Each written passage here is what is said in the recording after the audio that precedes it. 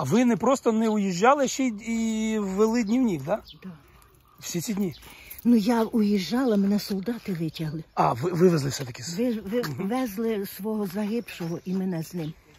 Ага, зрозумів. Вони мене знайшли в підвалі.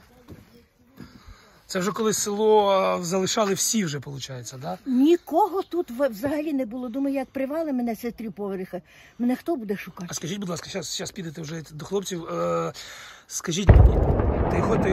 Тихо, все добре. Це ракети збивають над нами. Вони на Київ летять. І ракета могла бути, і сьогодні ми вже бачили розмінування тут, але близько. Розмінування глухі ще. Ні, не можна було вивозити. А ось що ви... тут. І я пішла. Дивіться, я вам одне запитання. Скажіть мені, будь ласка, получається, ви росіян вживу так близько бачили? Вони приходили до мене. Розкажіть мені душ. оцей от епізод, а потім вже далі. Епізод, ідемо сюди. Угу. От про них розкажіть саме про тих, які до вас зайшли. Зайшли.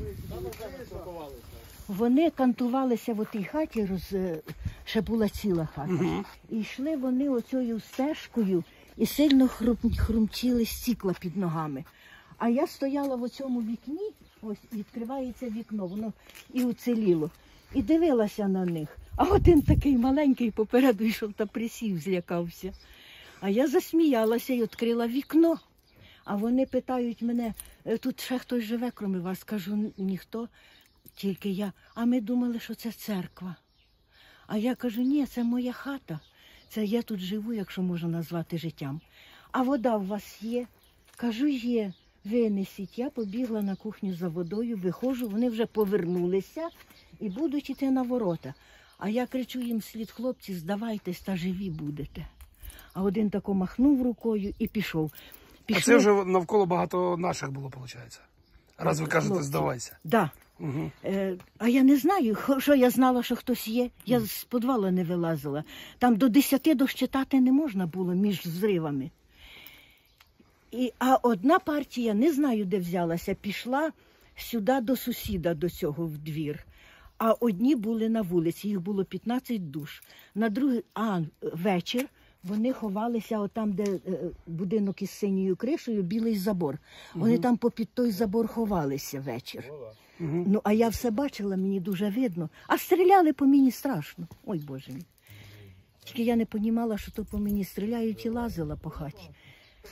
І вони там були, на ранок приходять 2 хлопці.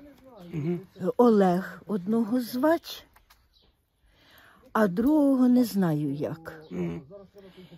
І я їм розказую оце, а вони кажуть, ні, це Олег і той другий забрали мене. А це були Володимир і Ярослав. Це вже наші. Наші. Володимир зрозумів. і Ярослав після цих росіян прийшли. 2 хлопці, а Ярослав такий з бородою, як ви. І ви їм кажете про росіян, так? я їм розказала про росіян, а вони кажуть, їх уже нема. Вони, значить, їх уже вибили. А потім сиділа в підвалі, і до мене прийшли 2 хлопці. Олег одного звать, другого не знаю. Походили і пішли. Перед цим розвідчики були, чи хто, просилися на 3-й поверх подивитися із 3-го поверху.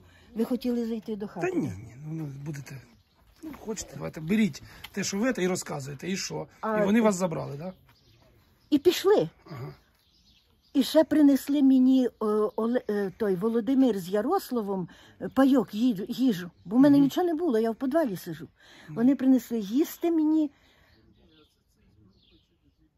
А ці 2, Олег, і цим я його не питала імені, то пішли, а потім прибігає Олег цей. Прибігає і каже, бігом. Я схватила сумку дежурну і побігла. В чому була, мамин платок на мені, 2 куртки, бо в підвалі холодно. І вивезли мене на Київ з убитим солдатом. Так, я й виїхала звідси. Це було 13 березня. Зараз я візьму щоденник. Домовились.